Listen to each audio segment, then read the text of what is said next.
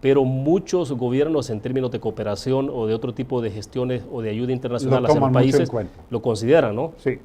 O sea, sí. los mismos Estados Unidos también lo consideran como tal. Por esto entiendo yo este señalamiento de la embajadora de Estados Unidos, es como, bueno, háganle caso, ¿no? Pónganle atención a esto. La cosa es que Estados Unidos ha invertido mucho esfuerzo y mucho dinero en ayudar a este gobierno, o en general a los gobiernos salvadoreños, en su aparato de seguridad. Entonces, si de repente estas auditorías internacionales llegan a la conclusión de que hay algo mal ahí en cuanto a violación de derechos humanos, y no solamente casos singulares, que siempre pueden pasar, sino institucionales, ¿no? Entonces, obviamente debe estar esta señora y su gobierno preocupado, bueno, en qué han invertido, ¿no? Uh-huh. Ahora, los casos que están ocurriendo al interior de la policía, y me refiero al caso de Carla Ayala, ¿no?, que está desaparecida y bueno, a estas alturas no se sabe nada de ella, el asesinato de la otra agente mexicanos que se manejó en su primer momento como que había sido una especie de suicidio, ¿no? Al final se determinó que había sido asesinada. Digo, por citar lo más inmediato, Paolo, estamos hablando de este tipo de casos, ¿son casos o hechos aislados? ¿Tiene que ver con una situación ya que se va convirtiendo en sistemática al interior de la PNC? O sea, ¿en qué escenarios que estamos entonces? Mira, no hay ninguna policía en el mundo que está exenta a que este tipo de cosas pueden pasar. Eso es claro. Y por esto las policías tienen un aparato de investigación interna, depuraciones, que a veces funcionan y a veces menos funcionan. Aquí parece que no funciona muy bien. Creo que la acumulación de estos casos que mencionaste deja pensar que ya no son simplemente casos aislados, aunque siempre son individuos que lo cometen, sí, sino que son resultado de un deterioro interno y de una cierta perversión dentro de la policía. Y a mí no me extraña. Si uno crea fuerzas especiales como en el GRP y le da, así como han hecho en los últimos años los gobiernos, le da bastante libertad e incluso promoción para que actúen incluso al margen de la ley. ¿Te recuerdas, perdón, Paolo, a propósito de ese punto, que lástima que no tengo a la mano la imagen de la captura de pantalla, pero cuando Óscar Ortiz dio declaraciones públicas y casi que insinuaba una situación que fue bastante duramente criticado, porque prácticamente era casi decirle que tenían vía libre los agentes de la policía para actuar? ¿Te recuerdas? Eso fue el año pasado, ¿no? Hace 2 años. O 2 años. Sí. Esas declaraciones había de Óscar Ortiz, que ya recién nombrado por el presidente coordinador de esta área de seguridad. Esas declaraciones hay del ministro Mauricio Landaverde, y esas declaraciones hay del director de la policía. Entonces, si los policías reciben este tipo de mensajes, no tengan miedo de actuar, van a tener el respaldo de la institución. Y si además ellos están en una situación muy complicada, digamos, poniendo en riesgo su propia vida todos los días, por lo menos los que están en la calle, no necesariamente los comisionados, existe el peligro, sobre todo cuando no hay suficientes controles internos, de que se desliza a una acción de abusos policiales, que pueden llegar hasta ejecuciones extrajudiciales. Pero si esto pasa, también se va, mucha gente dice, bueno, no importa porque los que están matando son criminales, pero hoy ven, se están matando mutuamente, son policías, son pleitos dentro de la policía, claro, que terminan con muertos. Porque vos crees que es inevitable que ocurran esas situaciones cuando se hace ese tipo de insinuaciones, o casi que se asumen como directrices en algún momento determinado. Yo no voy a decir que es, no creo que es inevitable, pero es difícil de evitar cuando no hay controles. Cuando no hay controles que funcionan, y segundo, que de arriba vienen mensajes que fomentan eso. Claro, nadie en la policía y en el gobierno fomenta que los policías se estén matando mutuamente. Pero una vez que hay una licencia de matar, esto hace un deterioro moral, ¿va?, que se puede expresar en violencia contra cualquiera, ciudadanos inocentes, dentro de su propia familia, con su pareja. Y si además hay una tendencia que era como obvio en todo este caso muy oscuro del GRP, porque no solamente era la acción de un agente que comete un crimen contra una colega, sino todo lo demás encubriéndolo, ¿no? Por eso están casi obligados de disolver su cuerpo élite, ¿no? Bueno, llama la atención que a estas alturas no hemos conocido ni una, por lo menos públicamente no se sabe, ¿no?, de una sola sanción para los mandos medios o intermedios que estaban alrededor en el caso del GRP. No, lo único ¿Cómo es esto? Pero ¿cómo puede ser algunos... posible? Digo, en otros países no es necesario que se abra una investigación. Antes de eso, quien está responsable directo de estas unidades renuncia y se somete a la investigación, pero acá no ocurre ni renuncias, ni destituciones, ni sanciones, ni nada. Bueno, tienen algunos agentes, los tienen detenidos, que estaban directamente, digamos, son directamente involucrados de incumplimiento del deber de capturar, porque tenían 3 veces ocasión de capturar a este agente, ¿no?, y no lo hicieron, porque son compañeros, pues, ¿no? Y se olvidan que la víctima era compañera también, era policía. Claro. Entonces, ¿qué tipo de cuerpo de ánimo, de cuerpo de solidaridad se ha desarrollado en este GRP cuando todo el mundo está solidario con el victimario y nadie está solidario con la víctima? Y es que como todo el mundo se traslada de inmediato, ¿qué puede pasar cuando sea un civil, alguien particular? Imagínate. Entonces, imagínate cómo van a actuar esta gente si actúan así, como en este caso, cómo van a actuar contra civiles y cómo van a actuar contra delincuentes, ¿no? Entonces, yo creo que la señora esta llega a tiempo, porque eso todavía se puede parar, ¿no? Pero para mi criterio requiere medidas muy drásticas dentro de la policía y yo creo que tienen que sustituirse gente de alto nivel en la policía. Ahora, Pablo, pero entonces esto está volviendo mucho más complejo todo el combate a la criminalidad en el país. O sea, ya no solo tenemos que se necesita un cuerpo policial que esté depurándose constantemente, sino que esté muy bien definido en sus funciones para combatir el tema de las pandillas, la situación de violencia en general. Y ahora entonces, ¿cómo puede resolverse el tema de violencia en general si la misma institución policial está envuelta en esta situación? Solamente con medidas drásticas, medidas muy duras. Platiquemos de eso después de la pausa. Me indican que hacemos una pausa comercial porque también quiero que hablemos el caso de la Inspectoría General de la PNC, ¿dónde estamos? ¿Qué ha pasado? Quisiera escuchar tu opinión sobre eso. Vamos a hacer una pausa. En adelante tendremos 2 números habilitados, 2263-0023, 2264-9179, para que ustedes participen. Les recuerdo, nuestro patrocinador de conexiones, Almacenes Bomba, la explosión de precios bajos, con 19 sucursales en todo el país. Usted las encuentra en el occidente, Santa Ana, Huachapán, Sonsonate, en la zona central para Central, San Salvador, Santa Tecla, Plaza Merliot, Plaza Mundo, Chalatenango, San Vicente, Zacate, Coluca y Sensuntepeque. Y en el oriente, desde luego en San Miguel, Centro Metrocentro, Usulután y San Francisco Gotera. Regresamos.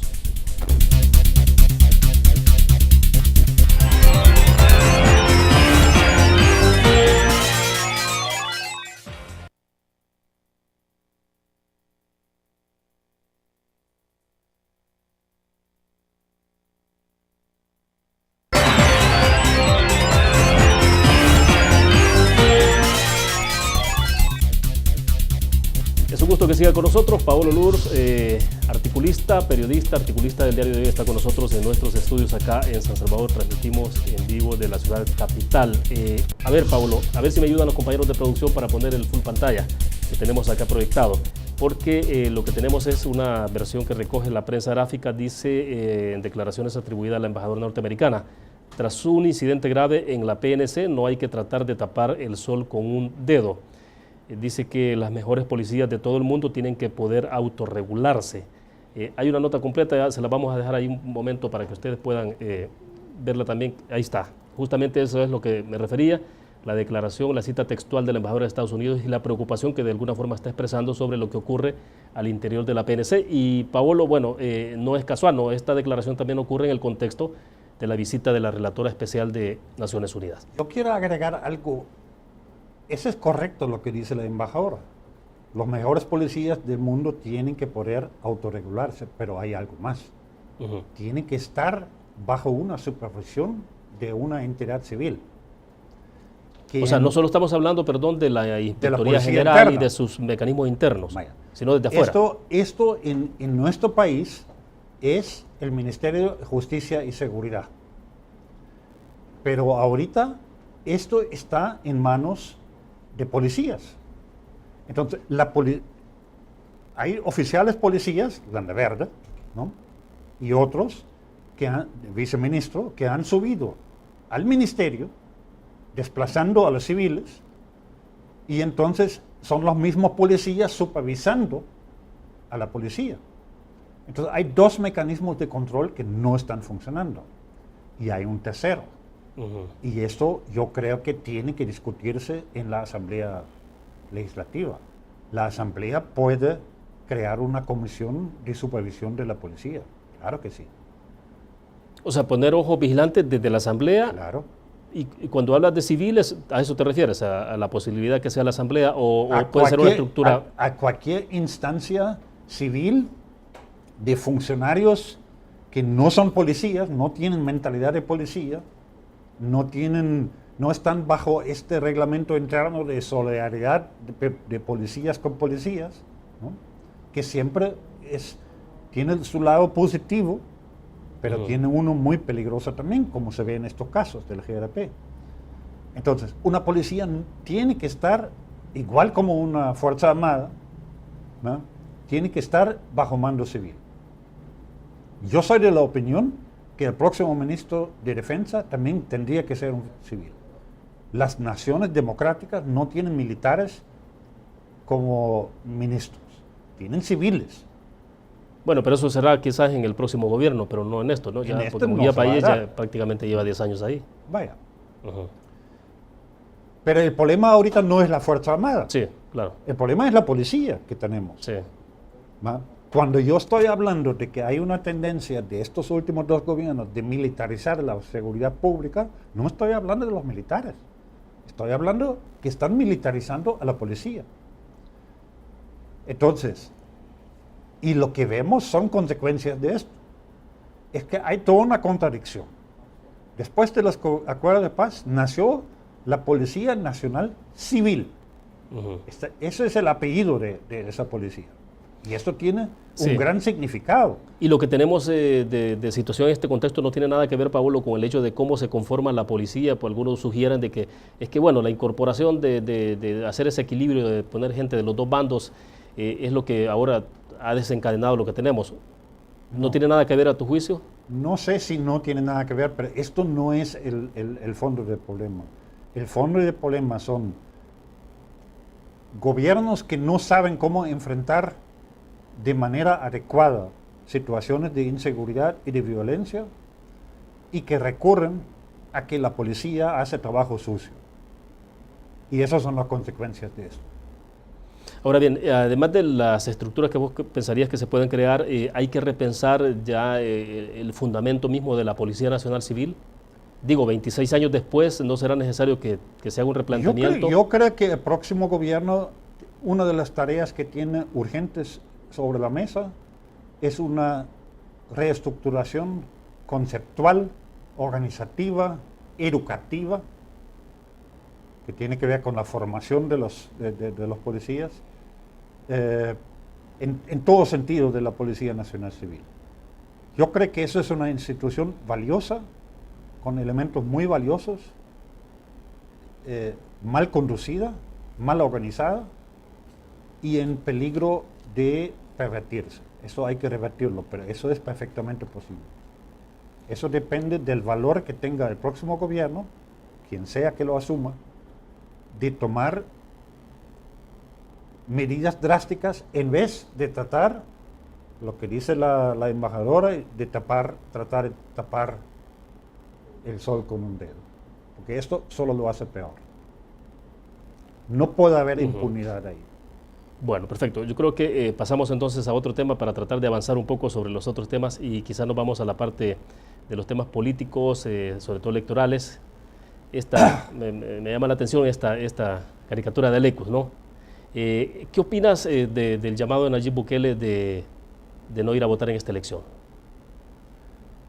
Bueno, es un poco...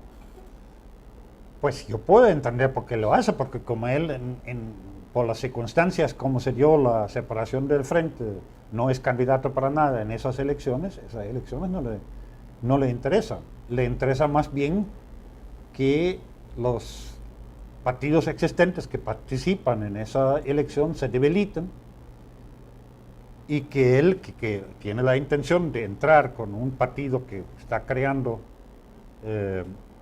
propio, participar en el 19 para las presidenciales, entonces tener un sistema partidario debilitado. Entonces, en este contexto, él convoca a sus seguidores a no votar. Normalmente, en un país con tradiciones democráticas, que un funcionario de elección popular, alcalde, diputado, sí, haga un llamado de ese tipo, fuera un escándalo político muy grande. Porque él está ahí donde está por elección popular, ¿no? Sí, por los votos, exactamente. Entonces es una cosa un poco oportunista, que tampoco hay que dramatizarlo, no creo que mucha gente le van a hacer caso. Se escandaliza demasiado cuando incluso se pide la búsqueda de sanciones. Mucha gente no van a votar de cualquier manera. Siempre es así. En elecciones parlamentarias, nosotros tenemos un promedio de 50% que votan, ¿no? Sí, es menor que para la presidencial, menor, ¿no? Correcto. Porque la gente piensa que no está el poder realmente en juego, aunque no es así, ¿no? Entonces, mucha gente no va a votar. Diga lo que diga este señor, no cree que él va a gente que normalmente iban a ir a votar, se van a dejar convencer por esto. Entonces es una cosa un poco folclórica. Ahora, mientras tanto, Pablo, en el contexto prácticamente ya de la temperatura electoral, han ocurrido dos hechos. Mientras el Partido Arena Interiano ha ido con los aspirantes a precandidatos presidenciales a Estados Unidos a ver un poco el tema del TPS, a reunirse con las bases incluso del Partido Arena y hacer otros cabildeos, acá en el país otra vez volvió a tomar revuelo la frase de Yankee Go Home, ¿no? Imagino que le has dado seguimiento a eso por lo que ocurrió el año pasado en diciembre cuando Gerson Martínez fue a la Universidad de El Salvador y apareció en un discurso con esa frase de fondo. Ahora es Medardo González en el marco de la conmemoración del aniversario de muerte de Chafik Handal. Bueno, no es solamente Medardo, es toda la cúpula del frente que estaba ahí. Sí, correcto, pero digamos... Y a nadie se le ocurrió de decir, quiten esa cosa. ¿Cómo ves para analizar integralmente estos dos hechos, por ejemplo? ¿Qué te indica esto? Vaya, esto del frente parece que esta cosa de anti-yanqui está tanto en el ADN de este partido y en la mente de sus cuadros directivos y también sus bases, que aunque están en el gobierno y tienen la responsabilidad de actuar como estadistas ante un problema serio como lo del TPS y otros, no logran erradicar eso. Y tampoco, ni siquiera de esconderlo, ¿no? Tiene una cosa, hay un cierto elemento de provocación en eso, ¿no? Que es difícil de entender. Yo creo que se entiende un poco en el contexto de la disputa en que están con Nayib Bukele. Nayib Bukele está tratando, con cierto éxito, parece, de quedarse con la simpatía de una buena parte de las bases. Bueno, Nayib Bukele, si te recuerdas, estuvo en San Francisco Gotera, ¿no? Hizo una concentración relativamente importante de gente ahí y llamó la atención porque en el marco del discurso que él dio también se lamentó o habló o se expresó sobre la muerte de Salvador Arias y Chafik Handal y los colocó prácticamente como referentes o líderes. Sí, básicamente el discurso de Nayib en Gotera era incluso lo dijo textualmente, esto es el verdadero FMLN heroico de la guerra, ¿no? Y estos son unos corruptos que se han convertido en una cosa parecida a Arena. Entonces, este es un desafío muy fuerte al FMLN. Entonces, este señor, con cierta habilidad que tiene, está recogiendo la impaciencia, la frustración, el descontento que existe en muchas de las bases del frente. Porque el frente no ha logrado realmente comunicar bien internamente cuál es la diferencia entre ser oposición y ser gobierno. Y siempre mantienen como una actitud de oposición, ¿no?, cuando ellos mismos están gobernando. Vaya, el que en las encuestas se está viendo que el frente está cayendo bastante dramáticamente en las encuestas, ese es el resultado de que una parte de esto ve en Nayib como la reivindicación del no sé de qué, del ideal original de la izquierda. Ahora bien, pero entonces esto tampoco, algunos sugieren que puede ser concertado Nayib Bukele con el FMLN en la posibilidad de que en un escenario de segunda vuelta presidencial se vean adelante y entonces hacer las paces. Mira, o sea, no es tan... en un escenario hipotético de segunda vuelta cualquier cosa puede pasar. Pero eso no es ahorita la intención. Esto no es un show puesto en escena. O sea, sí es real es fuerte. Las diferencias de los distanciamientos. Es fuerte porque toca realmente la esencia del FMLN. La esencia del FMLN, que es un partido centralizado, obediente, unido. Y que no permiten ellos, y por eso lo expulsaron, que alguien intervenga en esto.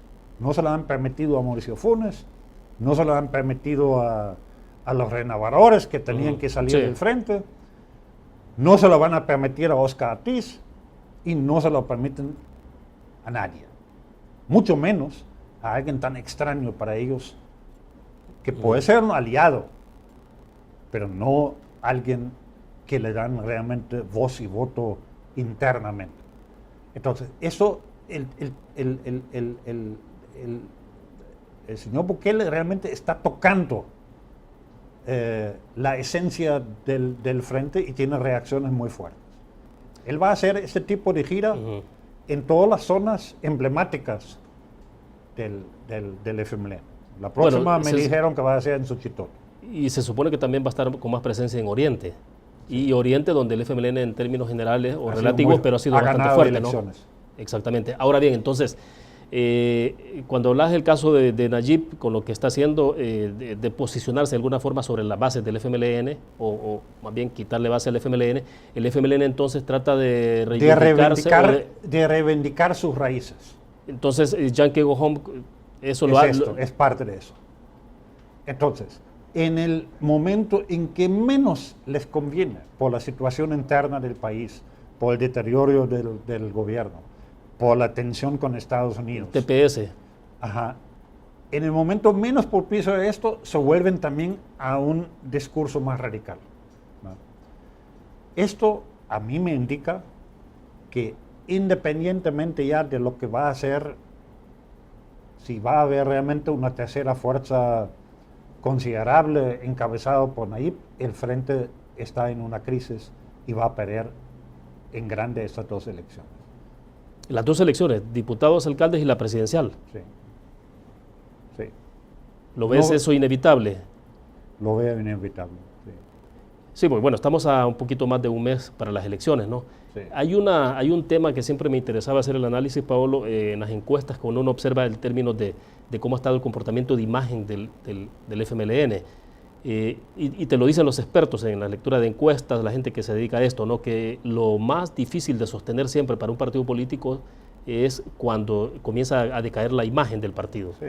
Y el FMLN está en una situación bastante sensible en esa parte. No estoy hablando del 80% que desaprueba el gobierno, sino de entonces, la cosa es que Arena tampoco va muy bien en este sentido.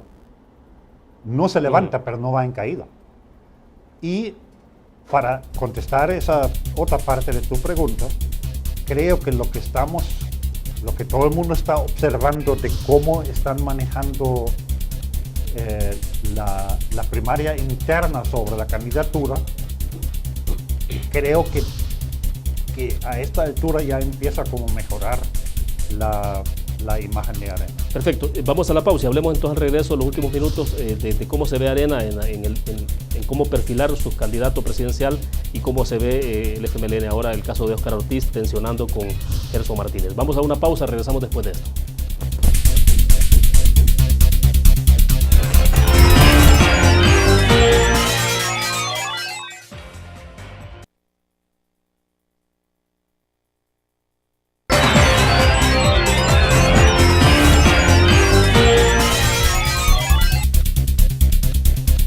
Bien, estamos al cierre, Paulo, nos quedan más o menos unos 12 minutos para tratar de avanzar, pero bueno, queremos hablar un poco entonces de lo que está ocurriendo al interior del Partido Arena con el tema de elección de candidatos presidenciales, el proceso interno que vive, también el FMLN, que ahora parece que se le ha tensionado un poco este proceso, sobre todo porque Óscar Ortiz ya ha pegado fuerte en la mesa, ¿no?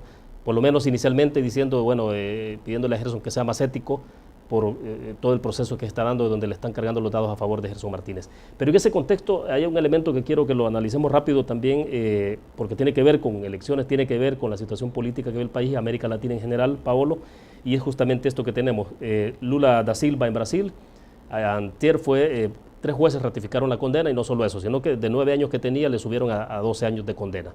Y ayer, esta mañana más bien, se ha confirmado que el abogado defensor de Lula ha tenido que entregar a un juez el pasaporte de Lula da Silva para evitar que salga del país.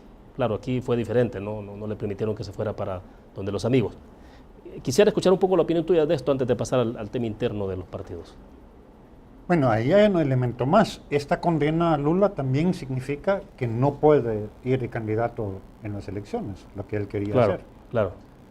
Entonces, Lula ha tomado una posición muy desafiante que no sé en qué se basa, porque en consideraciones legales no la puede basar, de decir, yo voy de candidato. Él no puede ir de candidato. El Consejo Electoral no la puede inscribir, no la puede permitir. Entonces él no va a ser candidato. Esto es muy complicado para la situación interna de Brasil, pero de esto no quiero opinar porque no conozco suficiente. Lo extraño es que aquí, en vez de por lo menos quedarse callados, los dirigentes del FMLN inmediatamente le expresaron total apoyo, total solidaridad a Lula. De igual manera como hasta ahorita no se han desmarcado de Mauricio Funes, aunque allá hay una condena también, condena civil, ¿no? Sí. A ellos les cuesta, a los del frente, realmente de reconocer que figuras de mucha importancia de la izquierda latinoamericana, Lula, Maduro, la Kirchner, que está en problemas legales también en Argentina, Funes, distanciarse de ellos cuando es obvio que han sido corruptos, ¿no? Esto no les ayuda en nada. Esto no les ayuda en nada. Esa actitud de aferrarse a la solidaridad con esas figuras. Digamos que es un hecho parecido al de la pancarta y a pesar de que eso tensiona con Estados Unidos, o sea... Sí. Bien, vayamos entonces a la parte de los partidos. ¿Cómo ves al Partido Arena en este momento? Yo veo que lentamente la imagen de ellos está mejorando, no tanto por la campaña que están haciendo ahorita para las elecciones de marzo, que es una campaña relativamente, veo como apagada, no muy convincente, y con poca iniciativa de proponer cosas nuevas. No, es resultado de la presencia ya durante meses de los precandidatos, son 3, que hay un tercero que no levanta mucho, pero... y que la gente empieza ya a ver que, primero, que Arena está logrando una forma aceptable, relativamente transparente y democrática de definir su liderazgo en ese tipo. Mientras el FMLN todavía será muy, bueno, les cuesta mucho, ¿no? Tienen que hacer primarias también porque la ley lo estipula, incluso en sus mismos estatutos lo tienen, y Oscar Ortiz lo está exigiendo. Pero al mismo tiempo, básicamente, Gerson Martínez va a entrar como el candidato oficial y Oscar como el candidato disidente. Mientras en Arena han tenido estos problemas también, pero lo están regulando y lo están manejando mejor, que la dirigencia no de esta manera interviene en la disputa entre Javier Simán y Carlos Callejas y Gustavo López. Ahora, Paolo, en el caso del FMLN llama la atención esta nota que publicaba Diario El Mundo, donde decían que el FMLN no descarta llevar precandidato único, y acá se citaba de manera textual, decía, la ley, o sea, se refería a la ley de partidos políticos, no impide, decía, que en este proceso eleccionario haya una candidatura consensuada antes de la votación de la militancia. Así es que no es ninguna cuestión ilegal ni ilegítima. Creemos que eso es una cuestión que puede ser utilizada en declaraciones de Medardo González. Bueno, legalmente es posible. Digamos, la ley lo permite. Siempre cuando no hay un candidato que exige ser inscrito. Claro, pero ahora ya apareció la voz disonante de Oscar Ortiz, ¿no? Sí. Entonces, para hacer eso tendrían que convencer a Oscar Ortiz que desista. Y yo estoy seguro que en esos mismos momentos mucha gente está trabajando en esto de hacer suficiente presión y persuasión para que lo haga. No creo que lo va a hacer. Pero si logran esto, que ni Oscar Ortiz ni nadie más se inscribe, legalmente es posible que simplemente hagan una votación de confirmación de una decisión ya tomada. Pero políticamente van a tener un alto costo. Entonces, si la gente va a ver que bien o mal en Arena hay una competencia real, porque hay una competencia real, no fingida, y que a esa altura no se sabe quién va a ser, y el partido más o menos respeta las reglas, y en el otro lado una cosa pactada, que no permiten que nadie compita, esto va a ser otro costo político electoral alto para el frente. Yo siempre he tenido esa tesis. Si un partido, en este caso Arena, avanza de veras en la transparencia y democracia interna, el otro partido va a estar obligado de hacer lo mismo o de pagar un alto precio. Ahora, pero en los cálculos, todos los, los estrategas de los partidos tendrán claro esto, y en el caso del FMLN, ¿será que no lo tienen claro entonces o qué puede estar pasando? Digo, porque el caso de Arena es obvio, ¿no? Que el caso de Javier Simán, de Carlos Calleja, que son como los dos principales que están más visibles, digamos, han hecho un trabajo territorial. Cuando tú decías la presencia, pues sí, es que al margen de quién de ellos dos quede, lo cierto es que han estado en el terreno activamente, ¿no? Y en términos de posicionamiento de marca, lo están logrando. Sí. Pero entonces... y están actuando como, digamos, cada uno independiente del partido, como personas, ¿no? Pero esto es una cosa que en la filosofía del FMLN no existe, no cabe. Porque para ellos los militantes son soldados del partido. O sea, por la misma naturaleza del frente, ¿que sí, crees tú que están actuando de esa manera? Correcto. Y hay otro factor. Para el frente, el frente siempre mide, por una parte, la manera como pueden ganar elecciones y preservar el poder, ¿no? Pero por otra parte, y ahí está la prioridad de ellos, en última instancia, cómo preservamos el partido así como está. Unido, centralizado, obediente, ¿no? Entonces, el FMLN siempre, cuando estas dos cosas entran en contradicción, se va a priorizar la unidad del partido. Entonces, si permitir una contienda abierta entre Gerson y Oscar les lleva a poner en peligro la unidad del partido o la manera como funciona centralizadamente, autoritariamente, ellos no lo van a permitir, aunque paguen un costo alto, que incluso puede ser el costo de perder las elecciones.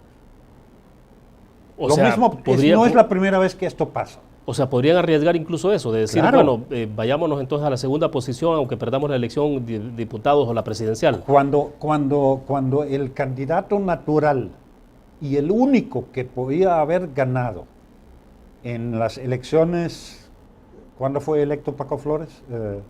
¿Qué sería? ¿2006? No, 99 o algo 99, así. Porque después fue Tony Saca, ¿no? El único candidato que tenía posibilidad de retar a Arena era Héctor Silva, ¿no? ¿Te recuerdas? Sí, claro. Todo el mundo dijo, Héctor tiene que ser el candidato. Y al final, la Comisión Política y personalmente Shafik Handal dijo no.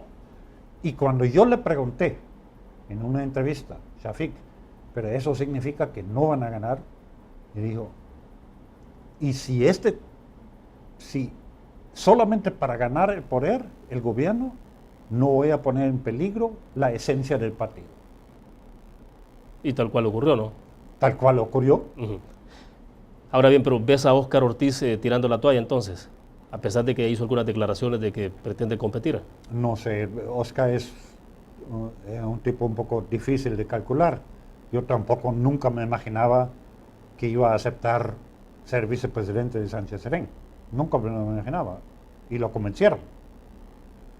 ¿Va? Y yo me imagino que él, aunque quizás no se lo hayan dicho directamente, o de que esto significa, ok, ayudarnos ahorita y después es tu turno, eso es lo que él entendió. No sé. En última instancia, nadie, ni Óscar, va a armar, digamos, una crisis en el partido que la puede dividir. Bueno, Pablo, se nos ha ido el tiempo. Ojalá que pudiéramos hablar también al finales de este mes ya de febrero, estoy hablando, ¿no? Antes de las elecciones, pudiéramos tener otra entrevista para hacer un análisis también de esto. Bueno, la idea es que pudieras estar toda la semana con nosotros, ¿no? Los días viernes, pero en la medida de lo posible, para que hagamos una reflexión bastante profunda. Gracias por acompañarnos esta tarde. Gracias. Amable. Gracias. Bueno, perfecto. Terminamos de esta forma Conexiones. Gracias a ustedes que nos acompañaron. Nos vemos el próximo lunes, 5 de la tarde en punto. Que descanse el fin de semana. Buenas tardes.